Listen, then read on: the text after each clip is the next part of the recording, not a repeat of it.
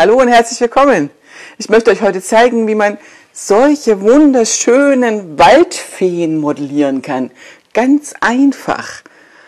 Da nimmt man nämlich, ich stelle sie mal ab, da nimmt man nämlich einfach nur so ein Styroporteil und den Rest seht ihr jetzt im Film. Viel Spaß beim Zuschauen.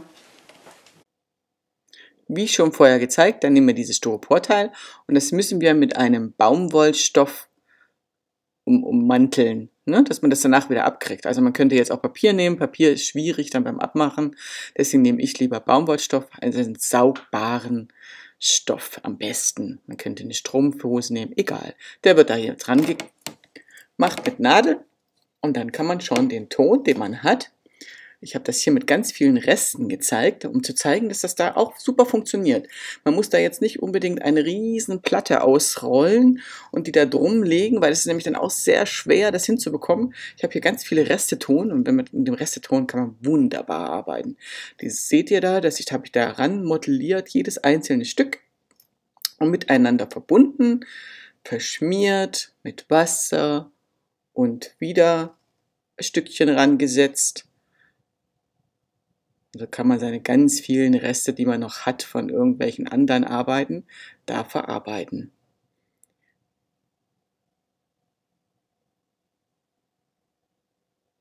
Seht ihr, jetzt haben wir schon fast den Körper fertig. Jetzt brauchen wir das nur noch alles ein bisschen schön verkleben, nicht verkleben, Quatsch, verschmieren. Und dann braucht man das erste Teil, was für einen Körper braucht, einen Kopf.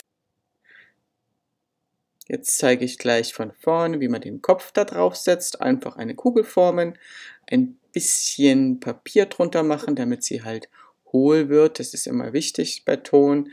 Wenn ihr selbst trocknenden Ton nehmt, braucht ihr das nicht. Aber dann könnt ihr auch den Styropor drunter lassen. Also das kann man dann so einbauen, dass das alles drunter bleibt bei selbst trocknenden Ton. Bei dem Ton, den ich jetzt hier brennen will, funktioniert das nicht so. Deswegen müssen wir da ein bisschen Papier reinmachen in die Kugel. Die wird da jetzt miteinander verbunden, verschlickert, ein Würstchen ran und dann ist sie gleich fest dran. Und dann mache ich da so ein paar schöne Ornamente, indem ich da die Haare als erstes mache und das mache ich mit diesen Silikonstempeln. Seht ihr das? Das ist eigentlich, glaube ich, nur für Papier gedacht.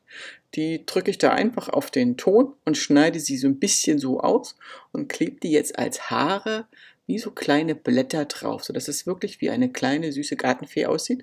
Das habe ich bei beiden Figuren so gemacht und die wirken danach auch wirklich wie Haare, als ob die flattern, die Haare da oben, die Blätter.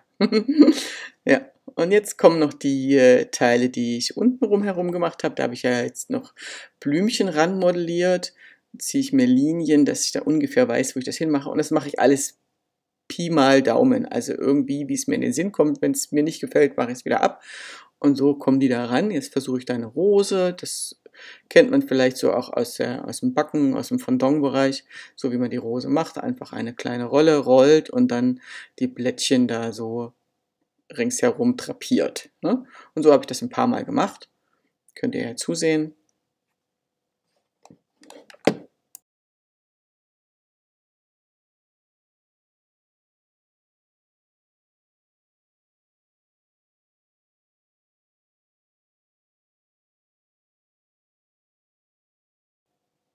Rosen und andere kleine Blümchen, einfach kleine Blätterchen geformt, rangesetzt, verschlickert. Also Schlicker ist immer der flüssige Ton, den man nimmt als sogenannten Kleber oder einfach Wasser. Wasser verbinden mit ein bisschen weichen Ton und schon entstehen da kleine Blümchen ringsherum, die ich dann ja später auch an den Farben angemalt habe.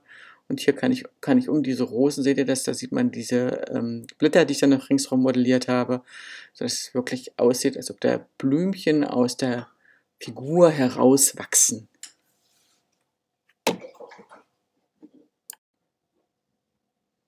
Jetzt ist die Dame gleich fertig. Ich zeige sie noch gleich von der anderen Seite. Kann man das sehen? Genau, hier ringsrum. Die Dame ist fertig. Jetzt darf sie trocknen. Achso, nee, jetzt zeige ich natürlich noch, wie ich dieses Styroporteil heraushole, was nicht so ganz einfach ist. Bei der anderen Dame musste ich den Körper aufschneiden, weil es schon sehr stark getrocknet war.